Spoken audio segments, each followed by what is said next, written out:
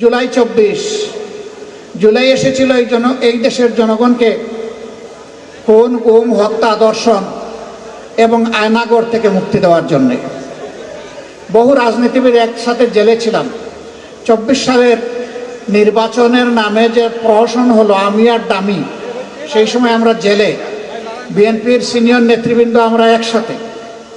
নির্বাচন যখন হয়ে গেল জানুয়ারির 7 তারিখ না 4 তারিখ ভুলে গেলাম, 7 তারিখ, এই নির্বাচনের পরে সবাই আমরা একসাথে বসলাম, আমার রুমেই বসলাম। কি করা যায়? অনেকের কণ্ঠে হতাশার সুর, কিছুই হবে না, ওরা 41 সালের কথা বলেছে, ওই পর্যন্ত মেরে কুটে ওরা থাকবে, আমাদেরকে দীর্ঘমেয়াদী পরিকল্পনা নিতে হবে। সবাই হতাশ। আমি বলেছিলাম লা তাকনাতু মির রাহমাতিল্লাহ, আল্লাহ তাআলার রহমত থেকে হতাশ হওয়ার কোনো কারণ নেই।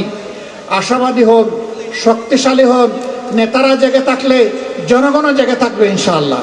আপনারা হতাশ হলে জনগণ ভয় পেয়ে ঘরে ঢুকে যাবে। আমরা তখন জানতাম না জুলাই এদেশের মানুষের মুক্তির পয়গাম নিয়ে আসছে, এটা আমরা জানতাম না।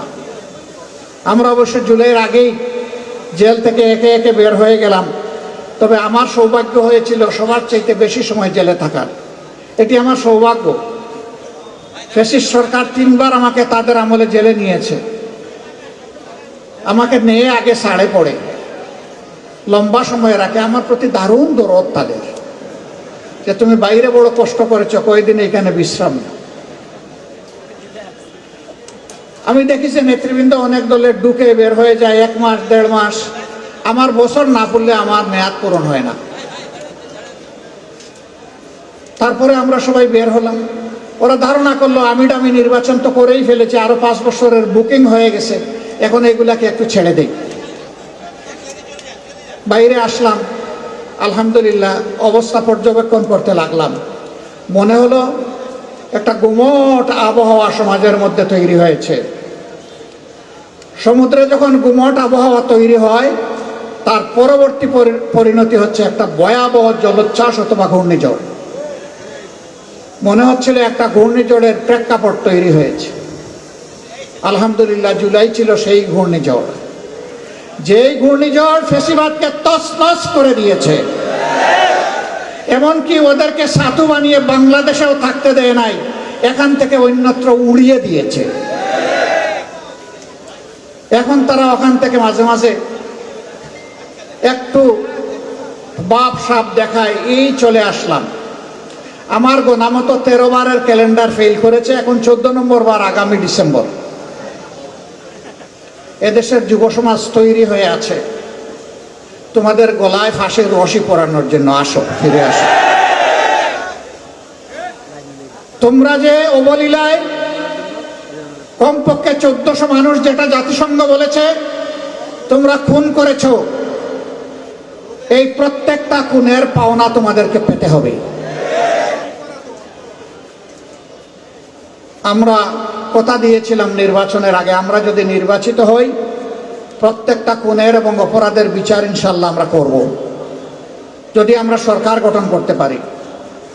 এই কথা বর্তমান সরকারি দলও বলেছিল।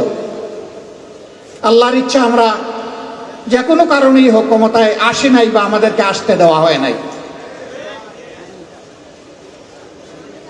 এখন যারা ক্ষমতায় আছেন, এখন তাদের দায়িত্ব এই খুনের বিচার করা। আমার একটু আগে ঢাকা মহানগরী উত্তরের সম্মানিত আমির জননেতা সেলিম উদ্দিন বলে গেছেন, বিচার এখন দৃশ্যমান নয়, বিচার আস্তে আস্তে হারিয়ে যাচ্ছে। আমরা সরকারি দলকে, সরকারকে অনুরোধ করব, মেহেরবানি করে জুলাইয়ের কৃতজ্ঞতা আদায় করতে শিখুন। যাদের কারণে আজকের সংসদ, আজকের সরকার, আজকের বিরোধী দল, তাদেরকে অগ্রাহ্য অপমান করবেন না। তাদের আত্মা অভিশাপ দেবে, এবং শহীদদের আত্মা যদি অভিশাপ দেয়, কেউ শান্তিতে থাকতে পারবেন না। অতএব বিচারটা করুন, বিচারের দিকে মনোযোগ দিন। আপনাদেরও তো বহু সহকর্মী খুন হয়েছে, গুম হয়েছে, লাঞ্ছিত হয়েছে, ঘর বাড়ি ছাড়া হয়েছে, দফায় দফায় জেলে গিয়েছে। অন্তত নিজেদের কর্মীদের মুখের দিকে তাকাইয়া এবং গুম হওয়া পরিবারের সদস্যদের মুখের দিকে তাকাইয়া আল্লাহর দুহাই দিয়ে বলি বিচারটা